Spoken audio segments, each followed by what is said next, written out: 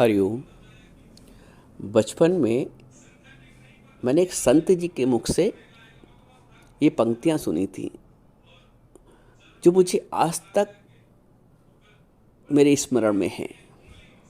पंक्तियाँ ऐसी हैं कि गफलत ज़दों के शहर में होशियार कौन है। गफलत ज़दों के शहर में होशियार कौन है, जब खुद ही सो रहा हूँ तो बेजार कौन है। खुद बढ़ के रोक लेता हूँ मैं अपना रास्ता, खुद बढ़ के रोक लेता हूँ मैं अपना रास्ता, फिर पूछता हूँ राह की दीवार कौन है। अब इस शेर में, इन पंक्तियों में एक विडंबना है। खुद बढ़ के रोक लेता हूँ मैं अपना रास्ता, फिर पूछता हूँ राह की दीवार कौन है। ये जो विडंबना है ना, ये हर एक मनुष्य के साथ है, हर एक व्यक्ति के साथ है। हम स्वयं अपना मार्ग अवरुद्ध करते रहते हैं जीवन भर और दोष दूसरों को देते हैं। सांसारिक दृष्टिकोण में देखा जाए, अगर गहराई से चिंतन किया जाए तो भी यही बात सामने आती है। और आध्यात्मिक मार्ग पे यदि हम चलते हैं तो ये बात पूरी पूरी खरी उतरती है कि खुद बढ़ के रोक लेता हूँ मैं अपना रास्ता, फिर पूछता हूँ राह की दीवार कौन है। हम जब ज्ञान के मार्ग पर बढ़ते हैं, सत्य के मार्ग पर बढ़ते हैं, प्रेम के मार्ग पर बढ़ते हैं, आत्मदर्शन के मार्ग पर बढ़ते हैं, तो जो प्रकृति है, अब इस प्रकृति में सब कुछ आ गया। अपना शरीर, अपने संबंधी, परिवार, परिस्थिति,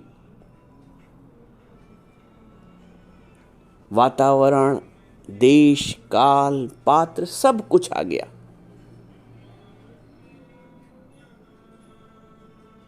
अब यहां पर यदि हम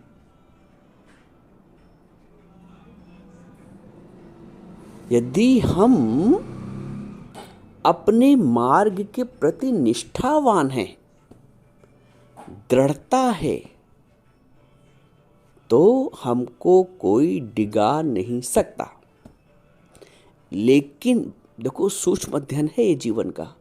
लेकिन हम डिग जाते हैं और हम दोष देते हैं दूसरे व्यक्ति पर, परिस्थिति पर, देश काल पात्र पर। यदि हम अपनी निष्ठा बनाए रखें, अब आप आरंभ से लीजिए। प्रहलाद जी ने अपनी निष्ठा बनाए रखी, अपनी दृढ़ता बनाए रखी, अपना विश्वास बनाए रखा। भगवान खंबे से भी प्रकट हुए, वो विषम परिस्थितियों में भी अपनी निष्ठा को बनाए रखी। लेकिन हमारे आगे हमारा ही अहंकार सामने आ जाता है, हमारे विकार सामने आ जाते हैं। हम अपने विकार और अपने अवगुण को नहीं देख पाते हैं और उसका दोष दूसरों पे मढ़ देते हैं। मीरा जी के सामने परिस्थितियां बहुत आईं, विषम परिस्थितियां आईं, विपरीत परिस्थितियां आईं, लेकिन उनकी दृढ़ता, उनकी निष्ठा, उनके प्रेम ने उनको विचलित नहीं होने दिया, डिगने नहीं दिया। मीरा जी ने कभी, आपने नहीं सुना होगा कि अपने पति पे दोष मढ़ा हो, अपनी सास पे दोष मढ़ा हो, अपने जेठ पे दोष मढ़ा हो। उन्होंने अपने प्रेम में निष्ठा रखी, अपने ज्ञान में, अपनी भक्ति में निष्ठा रखी। हम अपनी निष्ठा में जब कमजोर होते हैं, तब दूसरों को दोष दे देते हैं। इन्होंने, ऐसे भक्तों ने खुद बढ़ के अपना रास्ता नहीं रोका, इसलिए उन्होंने दूसरों पे दोष भी नहीं मढ़ा।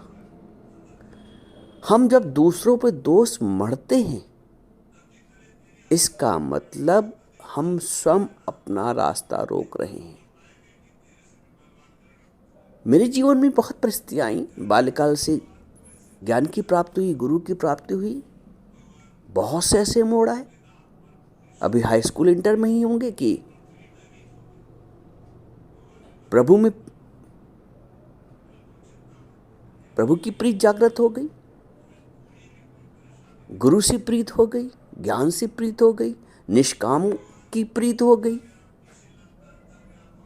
लोगों ने बहुत सुनाया, अभी कोई उम्र है, अभी तुम्हें ये करना चाहिए, अभी तुम्हें वो करना चाहिए।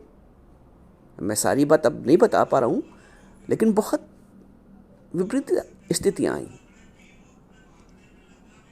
चूंकि निष्ठा पक्की थी अपने गुरु पे, ज्ञान पे, तो सब सुन लिया गया।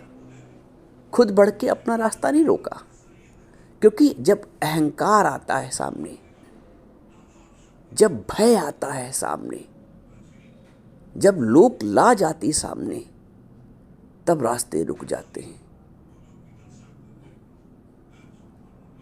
आशा न करो और की, आप करो उपकार।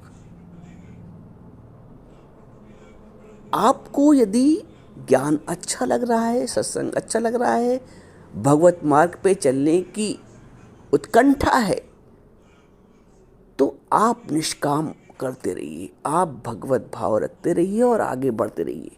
कोई क्या कह रहा है, कोई क्या सोच रहा है हमारे बारे में, किसी का कैसा बर्ताव है हमारे लिए, कोई कैसा ताना बाना बुन रहा है, कोई कैसी मेरी काट रहा है, इसका उल्लंघन कर दो, इसको नजरअंदाज कर दो, वरना प्राप्त भी कुछ नहीं होगा और उलझन में उलझ के रह जाएंगे। और हम उलझने नहीं आए संसार में। एक बात समझना, हर व्यक्ति देखो उलझा हुआ है संसार में, परिस्थितियों में, समस्याओं में। उलझने नहीं आए, हम जन्म जन्म की उलझन को, मनुष्य का जन्म प्राप्त करने के पश्चात उन उलझनों को सुलझाने आए। जन्म जन्म की जो मैली चादर थी उसको धोने आए।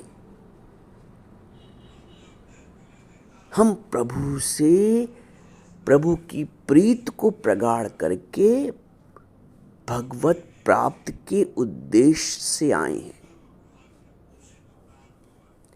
एकमात्र जो परम लक्ष्य है वो भगवत प्राप्ति, अर्थात अपने स्वरूप की स्मृति,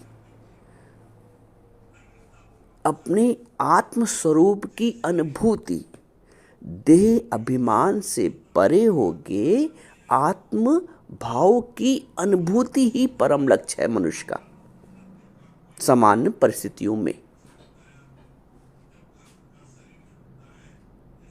अब करोड़ों मनुष्य है संसार में, कितनों को आत्म अनुभूति हो रही है। भाई आत्म अनुभूति उनको होगी ना जो आत्मज्ञान के मार्ग पर अग्रसर होंगे।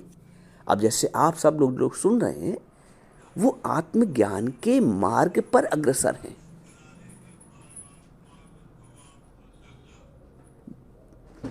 जब अग्रसर हैं तो मंजिल भी मिलेगी। ज्ञान सुन रहे हैं तो अनुभव भी होगा। हम सब चुने हुए लोग हैं जो इन वचनों को सुन रहे हैं, इन यथार्थ वचनों का श्रवण कर पा रहे हैं, जिनका मन लग रहा है। मनुष्याणाम सहर्षेषु कश्चित यतति सिद्धये यततामपि सिद्धानाम कश्चिन माम वेत्ति तत्वतः। हजारों में से कोई एक, भगवान स्वयं कहते हैं, हजारों में से कोई एक मेरी प्राप्ति के लिए यत्न करता है, और उन यत्न करने वालों में से भी कोई एक मुझे तत्व से जानता है। तो हम सब उन हजारों में से एक हैं। कितने साल जीवन के आए और चले गए, कितने वर्ष जीवन के आए और चले गए, हम अपना परम कार्य नहीं कर पाए। गुरु कहता है काम अपना पूरा कर ले, बस इसी में शान है। काम अपना पूरा कर ले, बस इसी में शान है। किस काम में शान है? दुनिया के तो सारे काम अब तक करते आए, क्या नहीं किया है? कौन से कर्तव्य नहीं निभाए? कौन से कर्तव्य निभाए? अपने वाले में ईमानदारी से सारे कर्तव्य निभाए, चाहे परिवार के प्रति हो, पुत्र के प्रति हो, पुत्री के प्रति हो, पति के प्रति हो, पत्नी के प्रति हो, भाई के प्रति हो, माँ के प्रति हो, समाज के प्रति हो। अपनी वाले में तो अपने कर्तव्य ईमानदारी से निभाए, लेकिन शान तो नहीं प्राप्त हुई। जो शान, जो आध्यात्मिक शान, जो परमात्मा की दृष्टि वाली शान है, काम अपना पूरा कर ले, बस इसी में शान है। तो कौन सा ऐसा काम रह गया है जो होना बाकी है, जो करना बाकी है?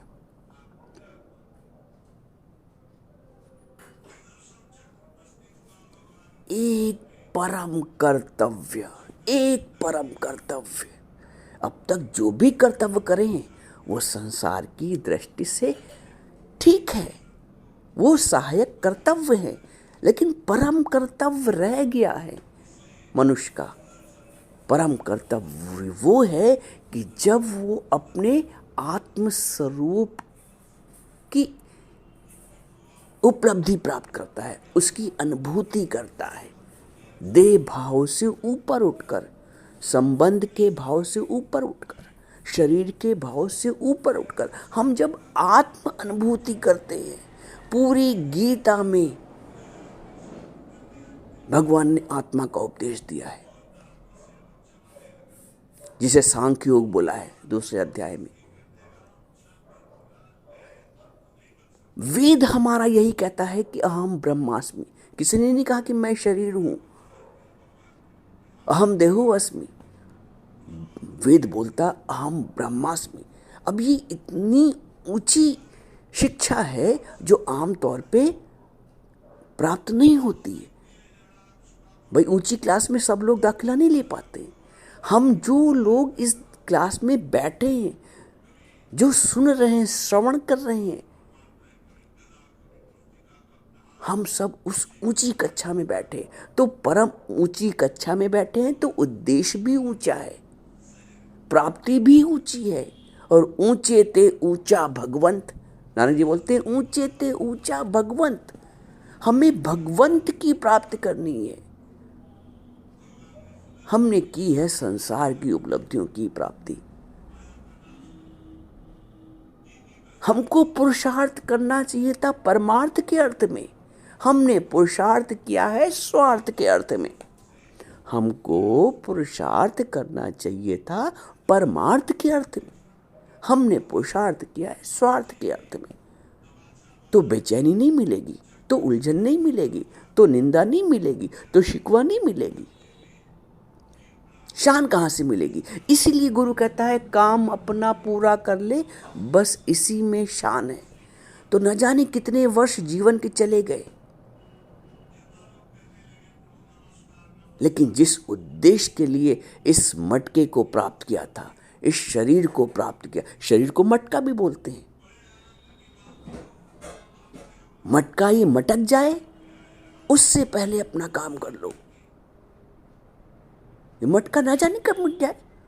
माटी का पुतला बोलते नहीं है, तो ये माटी का मटका है शरीर, न जाने कब मटक जाए। उस मटकने से पहले, इस मटके के मटकने से पहले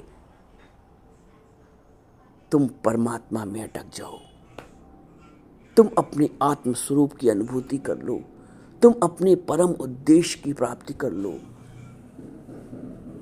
हर वर्ष लोग जब नया साल आता है तो प्रतिज्ञा करते हैं तुम ये प्रतिज्ञा करो कि हे प्रभु,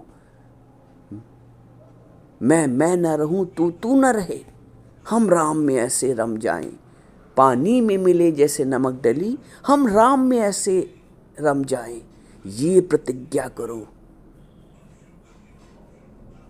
फिर तुम साल के अंत में फिर ये कहोगे कि मिल गया जो था कि मिलना, काम क्या बाकी रहा। अभी तो बाकी है काम। जब आत्मानुभूति हो जाओगे तो खुनके से कहोगे, मिल गया जो था कि मिलना, काम क्या बाकी रहा। तो मटके के मटकने से पहले अपना कार्य पूरा कर लो।